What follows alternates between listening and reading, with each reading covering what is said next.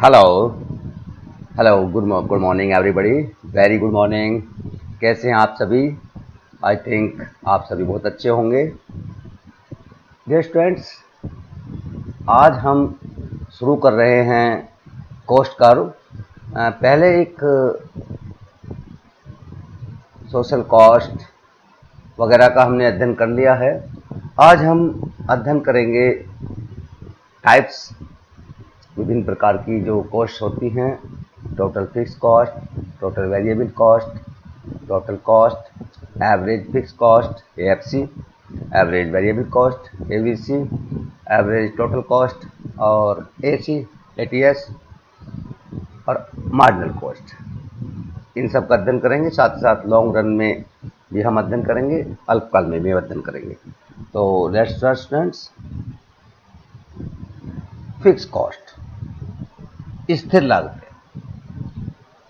पहले मैं थोड़ा सा बता दूं, कुल लागत कैसे कहते हैं। किसी दी हुई उत्पादन मात्रा का उत्पादन करने में जो व्यय होता है उसे कुल लागत कहते हैं। कोई उत्पादन मात्रा हम उत्पादित कर रहे हैं, उसमें जो कुल व्यय होता है उसे हम कुल लागत कहते हैं। इस कुल लागत के दो भाग होते हैं, एक तो होता है फिक्स कॉस्ट, एक होता है वेरिएबल कॉस्ट, या टोटल फिक्स कॉस्ट और टोटल वेरिएबल कॉस्ट। तो ये है आपका फिक्स कॉस्ट। इसे हम स्थिर लागत या पूरक लागत भी कहते हैं। स्थिर लागत से तात्पर्य लगभग उन खर्चों से होता है जिनका प्रत्येक अवस्था में व्यय करना पड़ता है, चाहे उत्पादन क्रिया बंद पड़ी हो, उत्पादन कम हो या उत्पादन अधिक हो। अर्थात स्थिर लागत का, फिक्स कॉस्ट का उत्पादन के परिमाण के साथ घटना बढ़ना नहीं है। बस वस्तु के उत्पादन के परिमाण से उसका कोई भी संबंध नहीं होता है।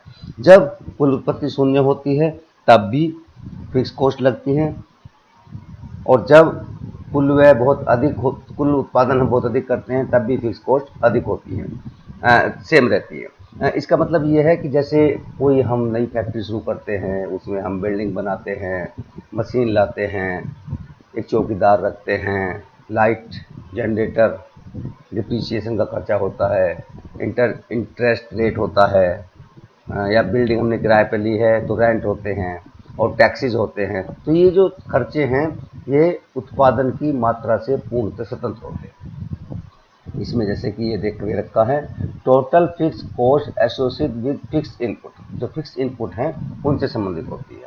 यदि हम इसका एवरेज निकाल दें, एवरेज फिक्स कॉस्ट और एएफसी, हम टीएफसी में जो टोटल फिक्स कॉस्ट हैं उसमें उस उत्पादन मात्रा का भाग दे दें जिस उत्पादन मात्रा पर हम एवरेज फिक्स कॉस्ट निकाल रहे हैं। नेक्स्ट बात करते हैं हम वेरिएबल कॉस्ट की। इन्हें हम परिवर्तनशील लागतें या प्रमुख लागतें भी बोलते हैं। परिवर्तनशील लागतें उत्पादन व्यय का वह भाग है जो उत्पादन की मात्रा के साथ घटते बढ़ती है। अर्थात उत्पादन बढ़ जाने पर प्रमुख लागत या परिवर्तनशील लागत बढ़ जाती है, और उत्पादन के घट जाने पर परिवर्तनशील लागत घट जाती है। यदि किसी कारणवश कारखाना बंद हो या फैक्ट्री बंद हो जाए तो प्रमुख लागतें या परिवर्तनशील लागतें, वेरिएबल कॉस्ट, शून्य हो जाती है। प्रोफेसर बेन ने बताया है, एक अर्थशास्त्री हुए हैं, परिवर्तनशील लागत वह लागत है जिसकी राशि उत्पादन की मात्रा में परिवर्तन होने पर परिवर्तित होती है। अर्थात उत्पादन की मात्रा परिवर्तित होगी तो वेरिएबल कॉस्ट परिवर्तित होगी, उत्पादन की मात्रा शून्य है तो वेरिएबल कॉस्ट शून्य हो जाएगी। जैसे कि ये दे रखा है, टोटल वेरिएबल कॉस्ट, जितनी भी उत्पादन की मात्रा पर कुल परिवर्तनशील लागतें लगती हैं उन्हें हम टोटल वेरिएबल कॉस्ट कहते हैं। एवरेज वेरिएबल कॉस्ट, यदि टीवीसी में हम आउटपुट कॉस्ट पर यूनिट निकालते हैं तो क्या करते हैं, जो टीवीसी है, टोटल वेरिएबल कॉस्ट है, कुल परिवर्तनशील लागतों में उस उत्पादन मात्रा का भाग दे देते हैं जिस उत्पादन मात्रा पर हम एवीसी या एवरेज वेरिएबल कॉस्ट या औसत परिवर्तनशील लागत का अध्ययन कर रहे हैं। नेक्स्ट है टोटल कॉस्ट। जैसे कि अभी मैंने बताया था, कुल लागत कि किसी दी हुई उत्पादन मात्रा को उत्पादन करने में जो खर्चे होते हैं, जो व्यय होता है, उसे कुल लागत कहते हैं। और जो ऊपर हमने पढ़ा है कुल स्थिर लागत और कुल परिवर्तनशील लागत, वो दोनों कुल लागत का ही भाग होते हैं। जैसे कि अभी हमने देखा कि टीसी कुल लागत is equal to TFC plus TVC, average total cost. ATC, इसे हम सामान्यतः एसी भी कहते हैं। इसको हम दो प्रकार से निकाल सकते हैं। एक तो हम टीएफसी और टीवीसी के अनुसार निकाल सकते हैं, अर्थात ATC is equal to AFC plus AVC, और इसी प्रकार हम टोटल कॉस्ट के द्वारा भी निकाल सकते हैं। एटीसी या AC is equal to total cost upon वह उत्पादन मात्रा जिस उत्पादन मात्रा पर हम औसत लागत का अध्ययन कर रहे हैं, औसत लागत ज्ञात कर रहे हैं। इनके जो रेखा चित्र हैं किस प्रकार के होते हैं, किस आकृति के होते हैं, इनका अध्ययन हम अभी करेंगे।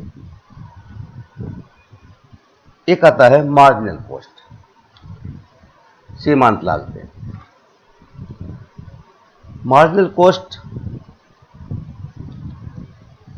किसी या उत्पादन की जब प्रक्रिया होते हैं उसमें किसी अतिरिक्त इकाई का उत्पादन करने पर कुल लागत में जो वृद्धि होती है उसे हम सीमांत लागत कहते हैं। अर्थात एक अतिरिक्त इकाई का उत्पादन करने की अतिरिक्त लागत को सीमांत लागत कहते हैं। जैसे कि इसमें दे रखा है MC is equal to delta TC upon delta output, अर्थात डेल्टा TC में कितना परिवर्तन हुआ एक इकाई उत्पादन का उत्पादन करने में, इसके अनुपात को हम सीमांत लागत कहते हैं। क्योंकि अल्पकाल में TC और TVC बराबर होते हैं, क्योंकि इसकी मात्रा से हम निकालते हैं, अर्थात MC हम TVC अपॉन आउटपुट के द्वारा भी ज्ञात कर सकते हैं। जैसे कि अभी मैं बता रहा था, सीमांत लागत को अल्पकाल में परिवर्तनशील लागत द्वारा भी ज्ञात किया जा सकता है, क्योंकि अल्पकाल में उत्पादन की मात्रा बढ़ने पर कुल स्थिर लागत तो स्थिर रहती है, केवल कुल परिवर्तनशील लागत में ही वृद्धि होती है। अतः एक अतिरिक्त इकाई का उत्पादन करने में कुल लागत में वही वृद्धि होती है जो इस इकाई को उत्पादन करने में कुल परिवर्तनशील लागत में होती है, TVC में। अर्थात इसका तात्पर्य क्या हुआ कि अल्पकाल में एक अतिरिक्त इकाई का उत्पादन से कुल परिवर्तनशील लागत में जो वृद्धि होती है उसे हम सीमांत लागत कहते हैं। अर्थात हम इसको TVC के द्वारा भी ज्ञात कर सकते हैं। जैसे कि मैं अभी बता रहा था पहले की रेखा चित्र के बारे में। आप देखें, ये हमारा जो पैरेलल लाइन है ये है TFC का। TFC मैंने बताया था कि ये उत्पादन की मात्रा के या उत्पादन के परिमाण से स्वतंत्र होता है। उत्पादन शून्य है तो भी वो इतना है, और उत्पादन बढ़ता जाता है तो भी उसमें कोई परिवर्तन नहीं होता है। ये हमारी TVC है, ये लाइन जो है TVC है। ये प्रारंभ में ये घटती दर से बढ़ती है और उसके बाद में ये बढ़ती दर से बढ़ती है। आप देखें, TVC मूल बिंदु से शुरू होती है, अर्थात जब उत्पादन की मात्रा शून्य है तो TVC भी शून्य है। जब उत्पादन की मात्रा बढ़ती जाती है तो प्रारंभ में ये घटती दर से बढ़ती है और फिर अधिक दर से बढ़ती है। ये हमारा TVC कर्व है। ये टोटल कॉस्ट, कुल उत्पादन वक्र है। कुल उत्पादन वक्र कभी भी मूल बिंदु से प्रारंभ नहीं होता। क्यों? क्योंकि कुल लागत में कुल स्थिर लागतें होती हैं, अर्थात कुल स्थिर लागतों के बराबर जितनी लागत होती है, या कुल स्थिर लागत जहाँ से प्रारंभ होता है वहीं से कुल लागत वक्र भी प्रारंभ होता है। कुल लागत और कुल परिवर्तनशील लागत का अंतर ही कुल स्थिर लागत होता है। हमारी बात, अर्थात कुल लागत और कुल परिवर्तनशील लागत का अंतर, इनके बीच का जो दूरी है वो कुल स्थिर लागत के बराबर होगी। नेक्स्ट स्लाइड में हम देखते हैं, ये जो भी हम एवरेज कॉस्ट पढ़ कर आए हैं इसके बारे में अध्ययन करते हैं। यदि हम इनका एवरेज निकालें, क्योंकि फिक्स कॉस्ट स्थिर रहती है इसलिए फिक्स कॉस्ट वक्र कभी भी बढ़ता नहीं है, ये हमेशा नीचे को गिरता जाता है। लेकिन ध्यान रहे, कभी भी ये एक्स अक्ष को टच नहीं करता है, एक्स अक्ष को स्पर्श नहीं करता है, इस वाले अक्ष को स्पर्श नहीं करता है। हम बात करते हैं एवरेज वेरिएबल कॉस्ट की। एवरेज वेरिएबल कॉस्ट ये वक्र है।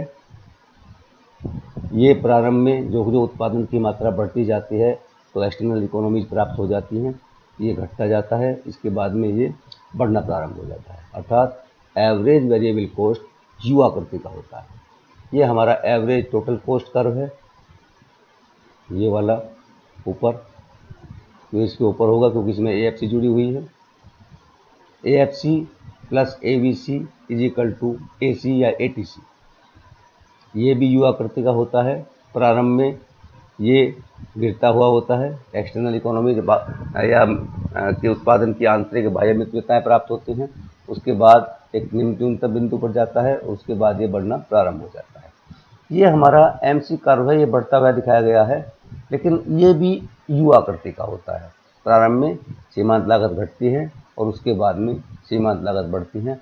एक बात यहाँ ध्यान रखें कि हमेशा सीमांत लागत वक्र औसत परिवर्तनशील लागत वक्र और औसत कुल लागत वक्र को उनके न्यूनतम बिंदु पर काटता है। औसत परिवर्तनशील लागत वक्र और औसत कुल लागत वक्र को सीमांत लागत वक्र उनके न्यूनतम बिंदु पर, ये न्यूनतम बिंदु है जहां वो मिनिमम होंगी, जहां वो ना बढ़ रही होंगी ना घट रही होंगी, बिल्कुल न्यूनतम होंगी, उन बिंदु पर काटेगा। ये थोड़ा सा जो अभी हम पढ़ के आए हैं उसका है। AFC is always decline at the decreasing rate. औसत स्थिर लागत हमेशा घटती जाती है, डिक्रीजिंग रेट से घटती जाती है, लेकिन कभी भी एक्स अक्ष को स्पर्श नहीं करती। ATC और AC एंड AVC, औसत कुल लागत, औसत परिवर्तनशील लागत घटती जाती हैं, प्रारंभ में घटती हैं, फिर मिनिमम पर पहुंचती हैं, उसके बाद में बढ़ना प्रारंभ हो जाती हैं। The difference between ATC and AVC is equal to AFC। अभी मैंने बताया था, क्योंकि ATC या AC is equal to AVC plus AFC, इन दोनों के योग के बराबर होती है, इसलिए ATC और AVC का अंतर ही AFC को परिभाषित करता है, दिखाता है, प्रदर्शित करता है। MC इज जनरली इंक्रीजिंग, नहीं ऐसा नहीं होता है बिल्कुल। MC हमेशा इंक्रीजिंग नहीं होती है। सीमांत लागत वक्र भी U आकृति का होता है, प्रारंभ में घटता है और फिर बढ़ना प्रारंभ होता है। हाँ, घटता कम दर से है, बढ़ता अधिक दर से है। MC crosses TVC and AVC eight there minimum point. जैसे मैंने बताया कि MC वक्र हमेशा कुल लागत वक्र और कुल परिवर्तनशील लागत वक्र को उसकी न्यूनतम बिंदु पर काटता है। If MC is below the average value, ये उनके संबंध को प्रदर्शित कर रहा है, AC और MC के संबंध को। यदि MC AC से कम है तो AC value will be decreasing, AC गिर रही होगी। यदि MC ऊपर है AC के या एवरेज वैल्यू के, तो AVC बढ़ रही होगी, AC भी बढ़ रही होगी, AVC भी बढ़ रही होगी, ATC भी बढ़ रही होगी। AC या ATC एक ही चीज़ है, इनमें कंफ्यूज ना हो। तो सीमांत लागत वक्र यदि नीचे है तो एवरेज वैल्यू जो है वो घट रही होगी। यदि MC ऊपर है, सीमांत लागत वक्र ऊपर है, तो एवरेज वैल्यू वो इंक्रीज हो रही होगी, बढ़ रही है। ये एक टेबल दे रखी है, ये FC है, आप देखें उत्पादन की मात्रा के प्रत्येक बिंदु पर ये 200-200 है। ये वेरिएबल कॉस्ट है जो उत्पादन की मात्रा बढ़ने के साथ साथ बढ़ती जाती है। ये सीमांत लागत है जो कि हमने ये TC है या BC है इसमें से निकाली है, 150, ये फिर यहाँ बढ़ के इतनी बड़ी 100, 50, 40, 60। अब यहाँ देखें, हम कह रहे हैं ना बढ़ती है, नहीं बढ़ती है, पूरी लाइन पूरी अपनी जितना भी वक्र होता है वो भी लगभग U आकृति का होता है। ये प्रारंभ में घट रही है, 60 पे मिनिमम है, उसके बाद फिर 100, 140, 140, 260, 400, 700, इस प्रकार से बढ़ना प्रारंभ हो जाती है। ये कुल लागत है, अर्थात इसका और इसका योग है, FC, TFC और TVC का ये कुल लागत वक्र है। ये एवरेज है, यदि हम इसमें TC में उत्पादन मात्रा का भाग दे दें तो हमें ये प्राप्त हो जाता है। ये AVC है, यदि हम VC में उत्पादन मात्रा का भाग दे दें तो हमें ये प्राप्त हो जाता है। ठीक है, तो ये वैल्यू है जो बताया है, उसी अनुसार टेबल ये हम आराम से निकाल सकते हैं, बना सकते हैं। इसमें रटने की जरूरत नहीं, केवल ध्यान रखना है कि ये उत्पादन की मात्रा के साथ स्थिर रहते हैं और VC वेरिएबल कॉस्ट उत्पादन की मात्रा के साथ बढ़ती जाती है। जो उत्पादन बढ़ता है तो ये बढ़ती जाती है। ये 100 टन में डायग्राम दिखा रखा है। खास तौर से ये जो न्यूनतम बिंदु की बात है, वहाँ पर उसका जो सीमांत लागत वक्र काटती है उसको प्रदर्शित किया गया है। इसमें हमने देखा है कि ये AVC को विशेष तौर से प्रदर्शित कर रहा है। अब देखें, ATC curve is also U shaped, ATC U shaped है। The MC curve is very special, where ABC is falling MC is below ABC. जहाँ एबीसी घट रही है, ये जो आपका पर्पल लाइन का कर्व है, एबीसी घट रही है तो एमसी कर्व जो है, ये जो पिंक कलर है वो उसके नीचे है। Where ABC is rising MC is above. जहाँ एबीसी बढ़ रही है, यहाँ से बढ़नी प्रारंभ हुई है इस बिंदु से, यहाँ एमसी इसके ऊपर है। अतः at the minimum ABC MC is equal to ABC. इसमें जो बात हम ये कहना चाह रहे हैं इस स्लाइड में वो यही है कि हम यहाँ पर आप देखें एमसी वक्र एबीसी वक्र, जो पर्पल लाइन का जो वक्र है उसको उसकी न्यूनतम बिंदु पर काटता है। अर्थात जब ये घट रही होती है सीमांत लागत वक्र इसके नीचे होता है, जब ये बढ़ रही होती है सीमांत लागत वक्र इसके ऊपर होता है, और जब ये न्यूनतम है, ना बढ़ रही होती है ना घट रही होती है इस बिंदु पर, तो सीमांत लागत वक्र औसत लागत के बराबर होता है। अर्थात हमेशा सीमांत लागत वक्र औसत लागत वक्र को उसके न्यूनतम बिंदु पर काटता है। एक और पॉइंट जो मैं बताना चाहूँगा नेक्स्ट डायग्राम में देखें। अब देखें हम इसमें एसी की बात करते हैं।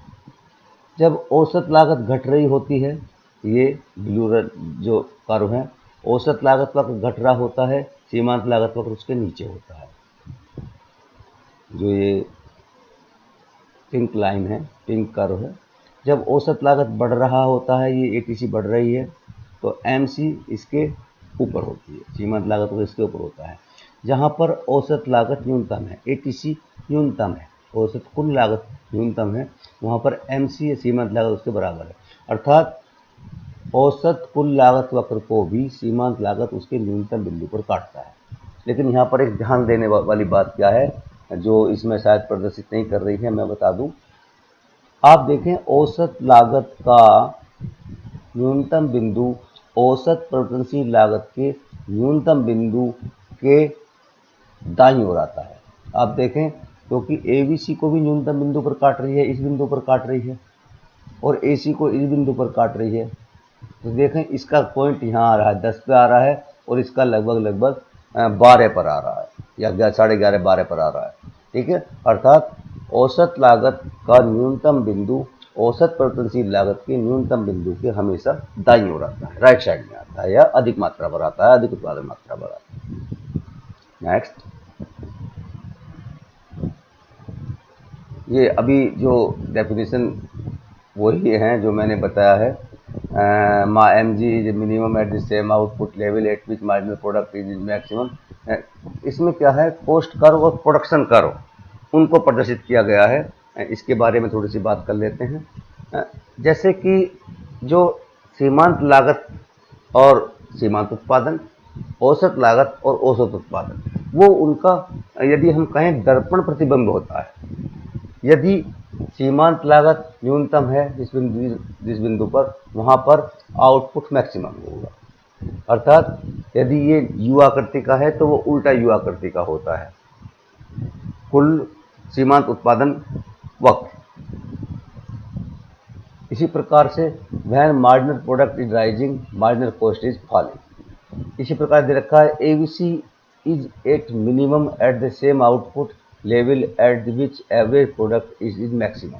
जहाँ पर एबीसी मिनिमम होती है वहाँ पर एवरेज प्रोडक्ट जो है वो मैक्सिमम होता है। When average product is rising, जब औसत उत्पादन बढ़ रहा होता है, average variable cost is falling, average variable cost घट रही होती है। अर्थात उनका वो मैंने बताया दर्पण प्रतिबिंब होते हैं, उल्टा दिखाई देता है। Long run curve, long run curve में हम विशेष तौर से औसत लागत वक्र को देखते हैं। दीर्घकाल में क्या होता है, दीर्घकाल में कोई भी लागत स्थिर नहीं होती है, सभी लागतें परिवर्तनशील होती है, क्योंकि दीर्घकाल की अवधि इतनी लंबी होती है कि बदलती हुई मांग के अनुसार उत्पादन क्षमता को समायोजित घटाना बढ़ाना किया जा सकता है। दीर्घकाल में मांग के घटने पर और मांग के बढ़ने पर यंत्रों, श्रमिक, कच्चे पदार्थ या और जो पूंजी है आदि सबको घटाना बढ़ाना संभव हो जाता है। अर्थात दीर्घकाल में स्थायी एवं परिवर्तनशील साधनों और लागतों का अंतर समाप्त हो जाता है, मिट जाता है। कोई भी साधन स्थिर साधन नहीं होता है, सभी साधन परिवर्तनशील साधन होते हैं। इसलिए दीर्घकाल में मूल्य निर्धारण में केवल सीमांत लागत और औसत लागत का ही महत्व होता है। तो ये इसी वजह से एटीसी दी हुई है, और एक एटीसी जो प्लांट होता है हमारा, जितना उत्पादन करना चाहते हैं हर उत्पादन के अनुसार एक प्लांट की क्षमता का एटीसी होता है। जैसे नेक्स्ट डायग्राम में देखें, ये 4 एटीसी दिए हुए हैं, हम इनसे अलग अलग उत्पादन प्राप्त कर सकते हैं। और जो कुल हमारा जो दीर्घकाल का औसत लागत वक्र होगा वो उनके न्यूनतम बिंदु को मिलाता हुआ होगा। न्यूनतम बिंदु जहां पर होंगे वहां पर इनका कुल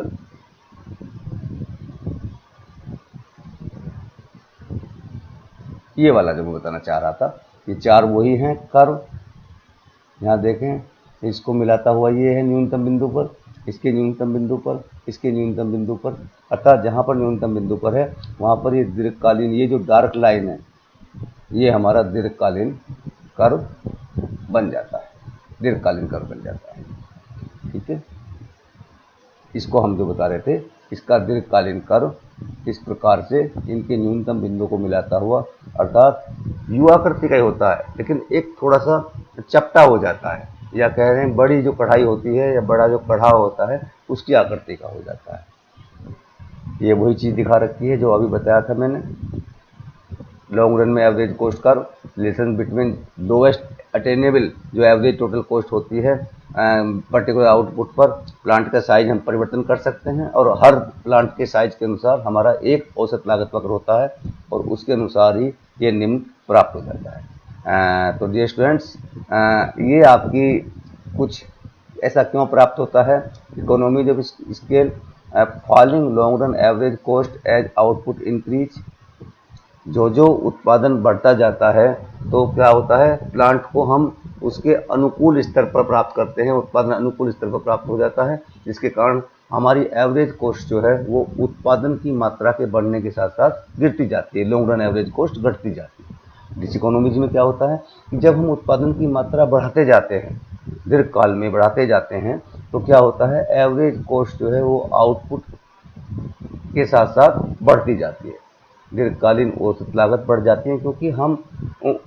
फिर कुछ साधन ऐसे होते हैं जिनमें पूर्ण परिवर्तन करना संभव नहीं हो पाता है और डिसइकोनॉमी प्राप्त होने लगती है। Constant return to scale, constant return to scale का मतलब ये होता है कि लॉन्ग रन में जो जो उत्पादन की मात्रा बढ़ाती जाती है तो हमारी जो लॉन्ग रन एवरेज कॉस्ट है वो इंक्रीज ना होती है, ना इंक्रीज होती है, ना डिक्रीज होती है, कांस्टेंट रहती है, मात्रा उनकी कांस्टेंट रहती है। ये हमारे लॉन्ग रन के कुछ एवरेज कॉस्ट कर्व हैं, जैसे कि ये एक पर्टिकुलर उत्पादन मात्रा को निर्धारित करता है, ये दूसरा फर्म के आकार को, ये तीसरा है, इस प्रकार से ये अलग से यंत्र को प्रकट कर रहा है।